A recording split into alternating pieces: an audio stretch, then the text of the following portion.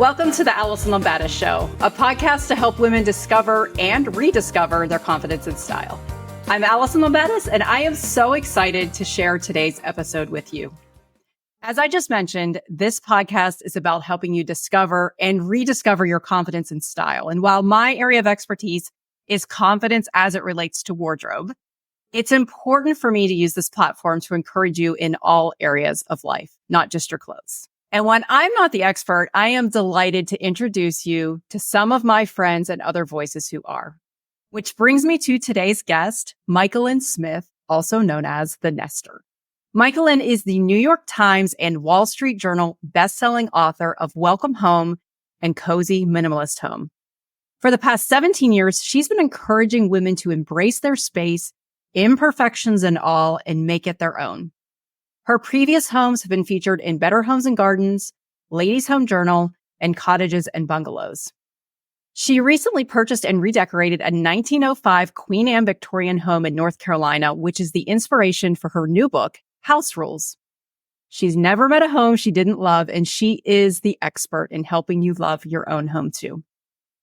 If you haven't subscribed to the show yet, please take a moment to do it now. I've got an incredible lineup of episodes for you in the coming weeks, and I don't want you to miss a thing. And if you enjoyed listening to the show, I would be so grateful if you could take a moment to rate it and review it now. I know it seems like a silly thing, but your review and rating really do help, especially for a new show like this one. Now let's get to my conversation with Michaelyn.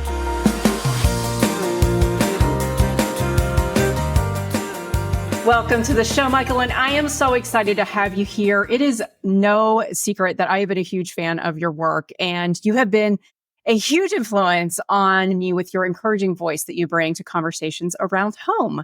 I am a total homebody myself, so following you online has really just inspired me to think differently about my own spaces. And for instance, we host big family gatherings pretty often, and while it's easy to get crazy about all of the little details and all of the things that honestly, like no one else is going to notice, let's be honest. I just love that you have given me this reminder to focus on the things that actually matter. Things like having enough seating and spaces for people to put down their drinks and a self-serve drink station. And one that was a huge game changer for me was actually saying yes when people offer to contribute to the meal. And having smooth jazz playing in the background. Like it's the little things, but you've really given me permission to welcome our family into my home with this calm, inviting energy that says, hey, we live here and we are so glad you're joining us. So thank you for that gift. I so appreciate it. It is a pleasure. I mean, this work is the joy of a lifetime. And I feel the same way about you, Allison. I have your books. And, what I love is I think that you and I are so similar in what we do. You're just talking about the wardrobe and I am talking about decor, but the way that we teach and the things that we say. And I hope that the freedom that I give is similar to the freedom that you've given me in thinking about my clothes. Oh, thank you. I'm so glad you mentioned that. We do have so much overlap between the Alpha Formulas philosophy and the things that you're doing with the cozy minimalist community. Just really teaching women to discover their own unique home decor style. It's kind of like the, give a man a fish versus teach a man a fish proverb, right? You're teaching women how to understand why they love or don't love their spaces. And then you're giving them that freedom and that confidence to make changes and giving them the ideas and solutions that really help them discover their own style. So this is a gift. It truly is of empowerment that you're giving to your community. And I am so excited to be able to share your wisdom with our listeners today. Thank you. So I know your focus is on style as it relates to home decor, but if you'll just indulge me in a little bit of a tangent here, I would love to hear about some of your style mentors and influences that you've had in the personal style space in your life. Oh, that's so good. I feel dumb saying this because Joanna Gaines, obviously great house, but I like her wardrobe more than I like her decor. I love the way she dresses. I think she's got a great sense of self, and I think she's going to be dressing her way in 20 years. She dressed her way 20 years ago, and I absolutely love that. And I'm very inspired by that, and I want all of her clothes. I totally get it. Yes. I feel like the thing that she does really well is, like you said, she stays true to her style. She doesn't kind of like follow the trends. And I also see the way that she dresses are expressed in the ways that she decorates and styles homes too. So I do see like that overlap between personal style and decor and just incorporating the things that you love. Like I have leopard print in every room of my house. Like that is one of my things. I love wearing it and I have it in my home too. I like the pops of pink and black and white stripes. Do you find that your personal style influences are also showing up in your home decor and really vice versa? Absolutely. I love interesting details and silhouettes. I love asymmetrical. So I would love a blouse that's like interestingly cut. I would love a planter that's interestingly cut. So I'm all about neutrals, but like textures, unexpected combinations, playing with scale, playing with fancy, put together with like a pair of ripped jeans. So all of those, I'm all about the combinations. That's what I love. I love your earrings today. If you're not watching us on YouTube, be sure to tune in so you can see them. But they have that texture and that scale. And I feel like that's just something that you bring into your spaces too. I hope so. It's fun. It is. It's so fun to be able to express yourself in so many different ways. And decor and style are two of those ways that we can absolutely let our personalities show. So on your website, I love this. You shared the following. Home exists to serve people, not the other way around.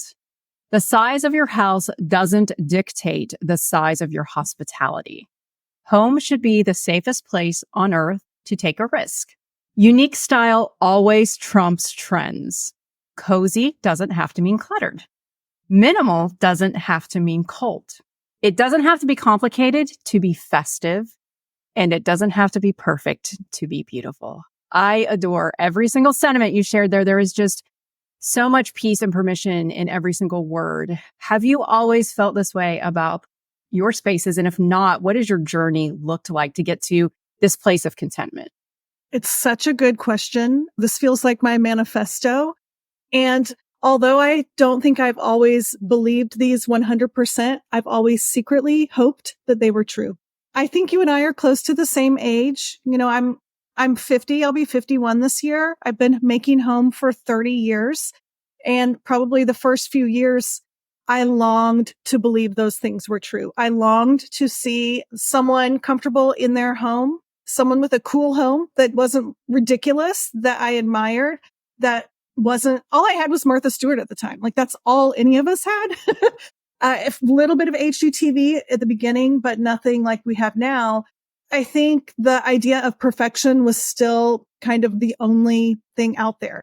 So feeling like there is a place for the everyday, it doesn't have to be perfect to be beautiful, living our lives, letting things be half done and good enough and enjoying the beauty where we are in the midst of imperfect circumstances was something I really, really wished could be true. I had a lot of friends that were designers, and it was a lot about getting your custom fabric and taking it to the workroom and getting your $1,800 drapes. And then I live in North Carolina. Like we have furniture stores everywhere. We have custom furniture. We have High Point and Market, and it was all over. And that was not something that I was really even cared to aspire to. I just wanted to love my home. I wanted to love my home so I could use my home. Like I've been doing this for 17 years. I haven't met one person who's like, I want to have a really pretty house. Can you help me? Because I want to impress my sister-in-law and I want to show off to all my neighbors. Like, that's not what any of us want. We just want to not be embarrassed of our home and have it reflect our style. We want to be able to use it. And I feel like, if we're doing that, we're doing it right.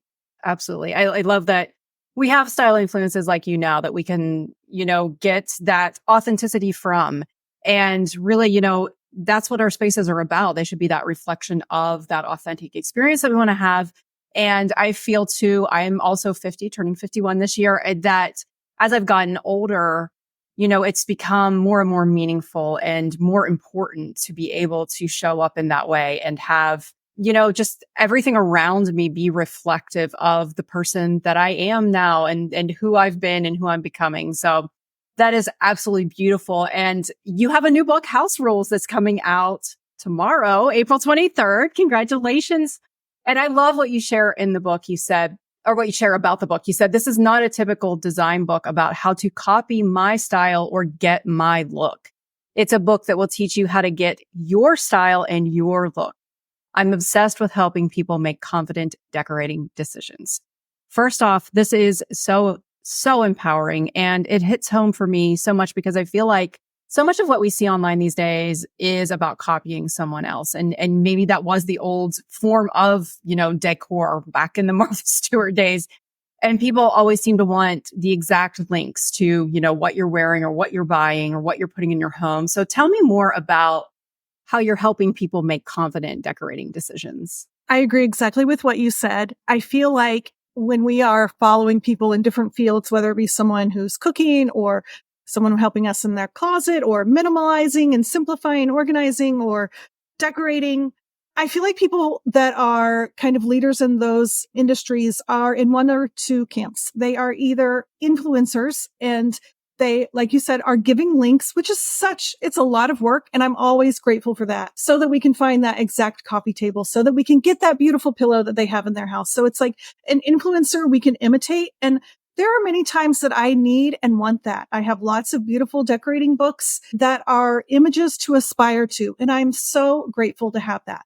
But then I think on the flip side of that, there are people, and I feel like you're one of those, I'm one of those that are more teachers and we long to be mentors, that we can model a mindset and we can teach a mindset that isn't about the exact blouse you're wearing. It's not about this sofa and where I bought my exact sofa and what fabric I have on it. It's helping people kind of have a higher vision and figure out how to make decisions, confident decisions that they will be happy with, and teaching the why. And that is what I am completely obsessed with. I'm an Enneagram 5. I don't know if you're into Enneagram, but like I'm a total nerdy scientist. Are you a 5? Of course you are. You're an engineer. Yeah, like, works. So I'm like, it's not enough to know to pick the pretty one. My question is, what makes it pretty? Why is that lamp the pretty one? Why in my last house, when I put the artwork on my mantle with this candlestick and with this potted plant, it looked amazing. And then I moved to another house. I put the same stuff up and it looks ridiculous. Like I want to get to the bottom of why some things look great and other things look horrible. And I have. And I can tell you how to figure it out for yourself too. And that's exactly what House Rules is. It's like a troubleshooting book for making decorating decisions. I can't wait to get it in my hands. We moved a few years ago, like you did. And I really struggled with, okay, none of this decor from the other house is kind of working with this house, and really just working through that process of figuring out what works and what doesn't. And this house has kind of a different personality, yet bringing my personality from the old house into the new house. I know that you have tons of experience with that. You've recently moved into a 1905 Queen Anne Victorian, which is beautiful. I've so enjoyed watching that journey. So how have you been able to take, the house rules along with you as you've moved? I'll tell you, I had always said that I would buy any kind of house except a Victorian because I don't like those creepy details. Ta-da! Never say never. I know that's how it is. And it's been really good for me because I do think that when you move into a house, like we all have our own style. And like I said, I love combinations. I love like high style and low style and modern with country and different things like that. But then I come to this house and she's got her own style. So all of a sudden, everything that looked great in my last house, which was a very rustic farmhouse with like orangey leather, wide plank floors. We lived in the country and had ducks. My raw pine materials, like my tables and benches, they looked hideous here because I have dark, shiny mahogany. That's 100 years old in this house, and they didn't get along, but 80% of my stuff did.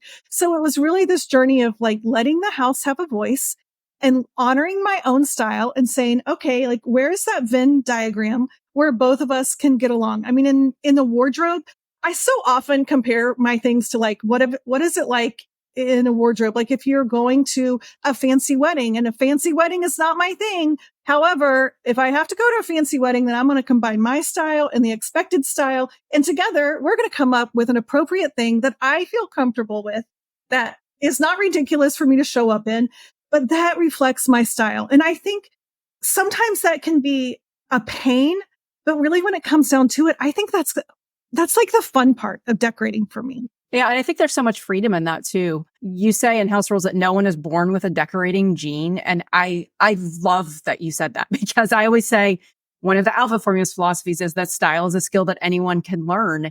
And how does that knowledge that we're not born with this decorating gene really kind of help us on the journey?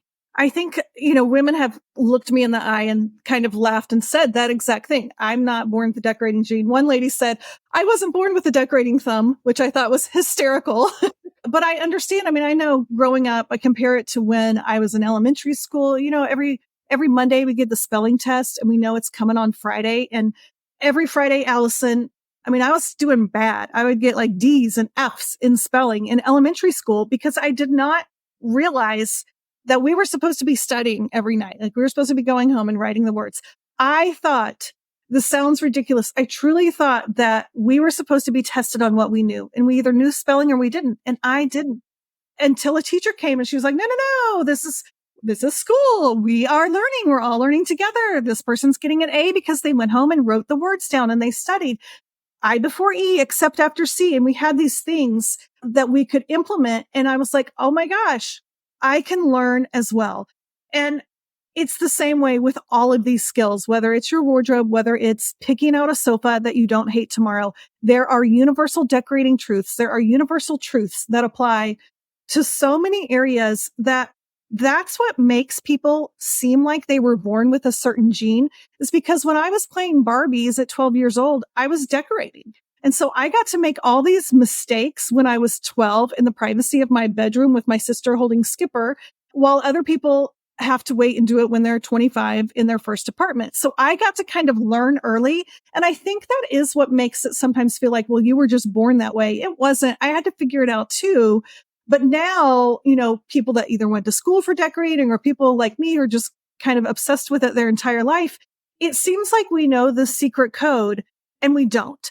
They're just things that we don't know we know because we're not writing them down or, thinking about how we actually made that decision. They're actually very simple. They're very logical, and they can help you make a decision that you're super happy with.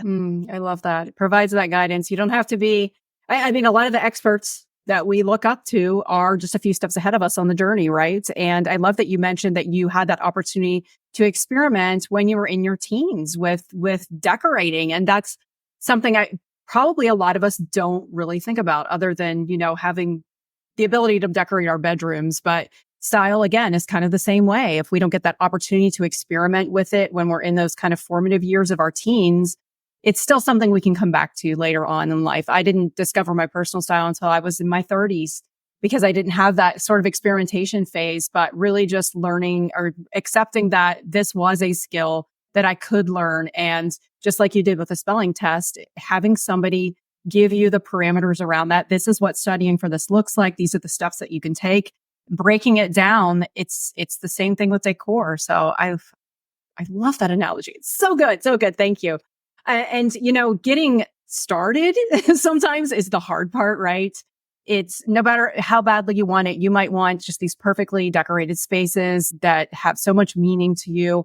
What do you think is the one thing that holds most people back when it comes to making changes in their home? I feel like I'm pretty sure I know exactly what this is. In our 30 years of being married, Chad and I, this is our 15th home. So we've had to set up and break down and move a lot.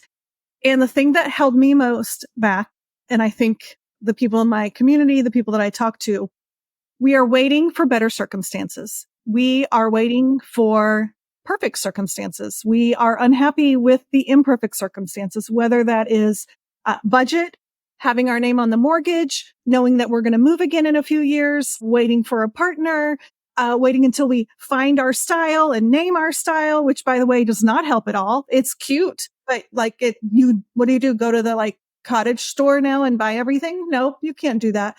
I think the best thing we can do is to begin to make changes in the midst of our imperfect circumstances. That is where we learn. That is where we get to experiment. We can try temporary fixes. So if we can just choose to stop waiting for our next house, that's such a huge hurdle to get over. There's no HGTV shows about that. It's not sexy and I can't make a reel about it really, but that really is just, you have to have that mindset shift that now's the time. Yeah. And I'm just going to go ahead and wherever I am, I'm going to choose to make it my own. I love that so much. You've heard it. Michael Lynn says, you have permission to take imperfect action now. Don't wait for those perfect circumstances to come about. And I love that you did mention budget because our audience is extremely budget conscious.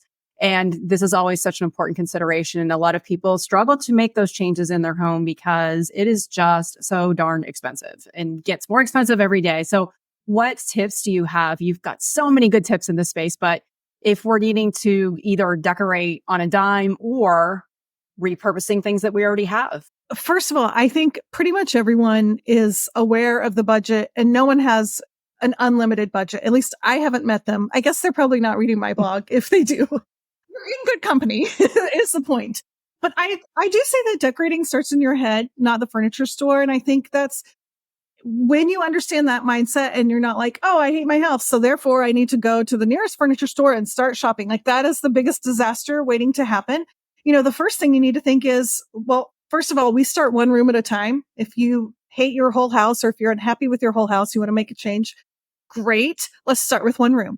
And we're going to work through a room from start to finish. There's a 5-step process. It makes sense. Every decision you make will make the next decision easier and build your confidence. And it's amazing. It's like this order of decor. But we always just start and say, well, what do I love about this room? I think that's such a great place to start is just with gratitude. And then thinking about, well, for the next few years, how many people need to use this room and what activities need to happen in here? And so there's like 3 or 4 steps before you even get to the furniture. And then you start thinking about your seating, your surfaces, and your storage, and you quiet your room. I like to make an inspiration board on Pinterest and, just pin any rooms that feel amazing when you think about whatever room it is. Say it's your living room. Doesn't matter if it has 10-foot ceilings or fireplace and you don't. It's about kind of honing in on your vibe. And all these little steps, what they do is they give us confidence before we ever have to make a decision. A lot of people, I have a private community where everyone's making decisions about decorating in their home. Most people are not buying a new sofa all the time. A lot of times it's editing out. A lot of times it's moving something from one room to another room. One of the house rules is just shopping your house. It's a shopping your house and using your house as a store, kind of like how you say shop your closet. It's great for your budget, but it's also really great for helping you make decisions. Like, let's say you're in your dining room and you think, I would really like to have a pair of upholstered chairs at the end of, each end of my table. You do not go start looking on Wayfair. No. What you do is you walk around your house and you find 2 upholstered chairs and you drag them into the end of your table. Maybe you get one from your daughter's nursery and you get one from the family room and you leave it like that for a day or two. And then you just evaluate. And what you'll realize is like, well, that the seat is way too low to go with the table, or the back is too high, or I want something with exposed arms, or I want no arms, or I want something with a skirt. You use the items you have to evaluate what it is you do and don't want, so that when you do finally go into the furniture store or you do shop on Facebook Marketplace, you know that you need a skirted 18-inch high chair on casters with or without arms, in a light fabric. So now you have information. Now you feel ready to shop. Ah, that's brilliant. Yes. Experimentation and evaluation and figuring it out. Oh my gosh. It just helps you to make such better informed decisions and really get clarity around what you want. And you mentioned frameworks. I'm obsessed with frameworks, and I love that you include this because it is something that is so teachable and that breaks down something that can be extremely overwhelming for us. And something fun and new to me that I learned from you is about this trinity of rugs, drapes, and lighting. So I guess a few rules come into place with the trinity.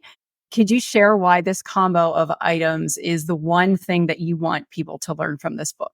I think it's the one thing that I realized for years I was missing. It was stumping me and I couldn't figure out. And it wasn't until about 15 years ago, we moved into a fixer-upper and, I unpacked all my cute little stuff and I did my coffee table and my mantle and put a couple little rugs on the floor. And I had a big sectional at the time, and this house had like a corner wall. So I put the sectional in the corner, and then there was like this huge expanse of 2 walls. So I hung a few pieces of art, and of course they weren't that big. So I hung more art up there, and I sat back and I looked around and I was like, I hate this. This is chaotic. I don't like this. And so I did know enough to turn to my Pinterest board. I had made a board thinking about when we moved to my new house, what I wanted to feel like. And so I opened my computer and I looked down at these rooms and I looked back at my own room And I'm like, what is it? It was driving me crazy. So I just, approached it like a scientist. And so I thought, I'm going to count the items.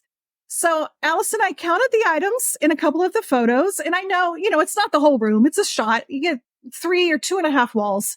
But in these couple of rooms that I picked out that I'm like, these I especially loved, they had, 18 items, a sofa, 2 chairs, a coffee table, a large rug, curtains, a lamp, an overhead light, artwork, a big plant on the coffee table. And I looked up at my room and counted, and I had like 58 items. My coffee table had like 14 little tchotchkes all filled up. My gallery wall, which I had kind of done on accident because my art wasn't the right size, I had just continued to like accidentally add to fill up space. I was in this mental race, like, I got to fill up space.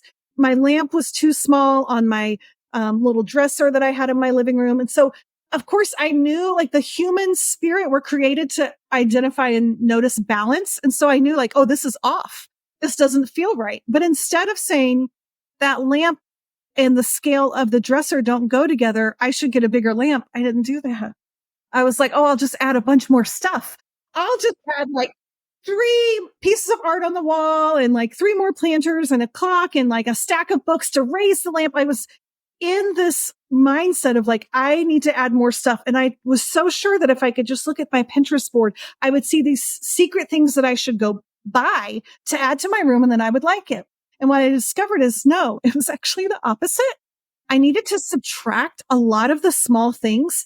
But the 3 things that I noticed every room that I loved had that I did not was they all had a rug that was quite large and an investment in some ways, depending on what kind of rug you like. But their rugs in the family room, for example, your rug is supposed to go at least under the front feet of your primary seating. When it doesn't do this, it literally makes your room look smaller. It's like wearing the wrong size jeans. It's the worst. And so I had like 3 little rugs all scattered around. But when I finally got the right size rug, and I had to get like a 10 by 14 rug, it made all the difference. Suddenly, a rug takes up this much space on your floor. It's not filling up your surfaces and wall, but it filled up in a way that was cozy and in a way that was welcoming and in a way that made my room feel complete. And suddenly I didn't feel this urge to like add a bunch of little stuff. It was the same with lighting. I realized, I'm kind of decorating with dorm room lights. They were never meant to go next to a 90-inch sofa, these little 12-inch lights.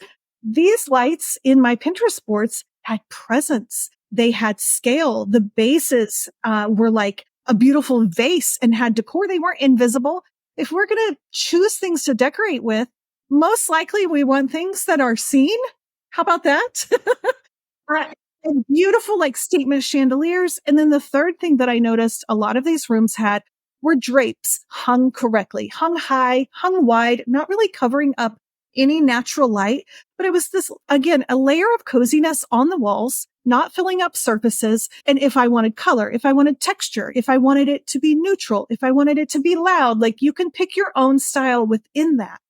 But when I ended up pulling all the small things out of my room, and I was like, I'm going to get that rug. I'm going to get some lamps, and I'm going to hang drapes. When I did that, and of course I had my seating surfaces and storage in place, my room was 90% done. And I was like, oh, this is the secret. This is it. It was unbelievable. So that's the homey trinity, your rugs, your drapes, and your lighting. What a game changer. And I love that you mentioned this issue with scale, because I feel like even if you have a smaller space, just paying attention to that scale. What recommendations do you have if you don't have the big family room when it comes to the rug and lighting and drapes, Trinity? Is it basically just scaling it down to that space? Yes, absolutely. I believe that even if you are in a place with carpet, now it's one thing if you chose the carpet and loved it, but I know I have been in a rental with carpet I hated, and I was so grateful to get to buy a rug and then roll it up and take it with me. How wonderful is that? But yes, our last house, my living room actually was very small. It was about 15 by 12 and it had a couple of walkthroughs, a tiny little living room. I'm telling you, I know it sounds ridiculous. I don't work for a rug store, but getting the right size rug expands the room and makes it feel bigger. The bigger your room, the bigger rug you can have, the more opportunity maybe for lamps that you need because the more seating. But even in a smaller room, usually a layer of 3 or 4 lamps with nice shade. They make you feel pretty and look young. And, in the winter, when it gets dark at 5 o'clock, you can actually see to read the newspaper. Even if you only have 1 or 2 windows, again, I'm not talking about functional window treatments that if you're walking naked through a room or if you have the sun coming through, you definitely need those. But I am talking about here decorative drapes that they literally cover the wall, not the window. So we are not taking away from any precious light. It almost lowers the amount of wall space that you have because a wall space can be a bit intimidating. Most of us have art that is too small. So to go to your question, like, what if you have a small living room?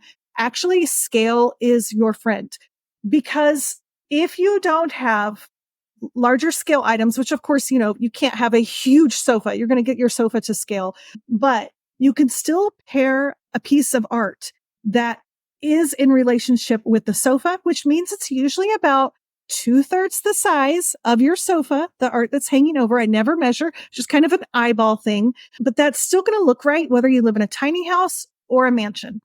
I'm learning so much. I'm struggling with artwork still, so I'm definitely going to be applying some of these principles. Same. I think it's the trickiest thing. And I'm so picky with art. I mean, even behind me right now, I have like this placeholder. This does not make, this scale is all wrong. I'm waiting for a piece of art to be delivered, but it's a long story. But it takes time. And I think it's fun. I think it's fun to like shop your house and try things. This was in my living room and it fell off the wall. And I'm like, oh, I should see what it looks like in my bedroom. So just try different pieces in different areas and see what you think. I love that so much. I did that over Christmas. I moved out some of my artwork that we had in our dining area and put it into a hallway. And I'm like, oh my gosh, it looks so much better here. Like I'm keeping this here from now on and replaced what we had going on in the dining room. So brilliant idea. So although the book is called House Rules, you actually don't like rules, which I love. I feel the same way about style. So why are rules so problematic for creative spaces? I don't know if you've read any of Andrew Peterson's He's a songwriter, singer-songwriter. He's a creative. I think he paints and, the books that he writes really are for creatives. And one of the things that he says in one of his books is that for any creative endeavor, you have to earn the right to break the rules, which I love because I want us to learn the rules of good design about balance, about scale, about, symmetry. So that when we break the rules, which I totally want, that's the rule number 1, learn the rules, then break them beautifully. But I want us to break the rules because we believe the room is going to look better, not because we're clueless and we don't know better. Breaking the rules with confidence is a completely different thing than breaking the rules because you don't know a rule exists. So good. So good. All right. So we had a fun question submitted by an Instagram follower, Jessica, and this is a good one. She asked, how can I use decor to prevent my hubby from putting stuff on every flat surface, but not make my house look cluttered? That's a great question, Jessica. In my house, I'm the one that does that more than my husband. So I have 2 things. Number 1, I've learned in my house to designate some surfaces as empty surfaces. I think we've all heard organizing gurus say that clutter attracts clutter. And I believe that. I even think that beautiful decor attracts beautiful decor. So if we are styling every room of our house with, a planter and a stack of books and a candle, I do think that kind of gives everyone in the family permission to pile on additional things there. And so for me, even in my house where it's my job to make vignettes and take pictures of them, every main room of our house has one designated surface that doesn't really have decor that lives on it. It is pretty much an empty surface. In my kitchen, that's our island. In our family room, that's the coffee table. That's like by our back door. Sometimes that's a surface there. And I let that be empty. And what happens is if my family sees it's empty, then everyone's kind of like, oh, I'm not supposed to put things there. We have places to put other things, and me as well. The other trick that I do is I call them home bases. One thing I do have on my kitchen island, because my stove is in my island, and I want to have like my salt and my pepper and all of my stirring utensils. And what else do I have? The garlic. Just you got like 47 things that you want to have access to right there. But instead of those 47 things just separately sitting out and looking like a bunch of clutter and then collecting more clutter, I provide myself with what I call a home base. And so this instance, it's a tray. It's a big, deep tray and everything sits on the tray. And what happens is it's like tricking myself because the tray reads as one thing, even though it's like holding a bunch of thousand little bitty things. It feels like it's just one thing. And so I don't want to mess it up. Like I don't want to add a bunch of mail and papers there. I do that next to my bed. I have a tray, with my melatonin and my, put my rings down, and that's where I set my water. And so the tray is where things go. And then everything else, because I do love an empty surface. I think it's one of life's small luxuries is to have some surfaces with nothing on it. And then of course, I have other surfaces in my house that I always have decorated. And those are usually kind of the out of the way, like the mantle. I don't need the mantle to do a puzzle or to eat pizza on. And so that surface is going to be decorated. But our hardest working surfaces, I decided a long time ago that it was okay to not feel like those always had to be vignetted. I love that. Creates that kind of white space in our lives, right? Like we need that in our calendars and we need it in our homes too. So yes, there's some serenity that comes around that for sure. Well, thank you so much, Michael Lynn, for sharing your expertise and your philosophies and honestly inspiring me personally in so many ways. I know I can't wait to put some of these tips into action after today. So where can our listeners go to connect with you and purchase a copy of House Rules? Oh, well, I talk about home all the time at thenester.com. You can buy the book wherever books are sold. Online, on Instagram, I'm at The Nester. And, I see the world through house-colored glasses. And I just want everyone coming away with a little idea to implement, a little bit of encouragement, whatever it is. That's why I'm here. I love that. I love it so much. And if you're listening to the episode the day it comes out, which is on Monday, April 22nd, you can still pre-order the book today and claim pre-order bonuses. Is that correct? That is right. And so the pre-order bonus, I brought in a camera crew to my Victorian house and we walked through every room, and we bought the house 1 year almost to the day before I had to turn in photos. So I had to make a bunch of decorating decisions so I could get the house ready to take photos for the book. So I tell in every room which house rules bossed me and help me make the decisions. And then also, if you are able to pre-order, we are giving the audiobook away for free as well. So you can listen to me read the rules to you like a bedtime story if you want. I love it. So good. I can't wait to get my hands on those.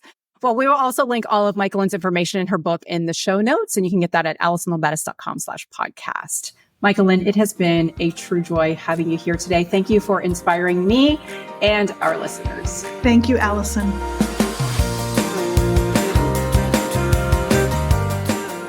I would love to hear your thoughts about Michael Lynn's approach to home decor. Did any of her suggestions help you look at your home with fresh eyes? What is holding you back from making functional, beautiful changes to your own space? And what was your favorite part of today's episode? Let's open a dialogue and connect. You can find me on Instagram, Facebook, TikTok, and YouTube as Allison Lombatis, and I would love to hear from you. Remember, you are worthy, style is a skill anyone can learn, and closet and home contentment is possible. I believe in you, and thanks for tuning in.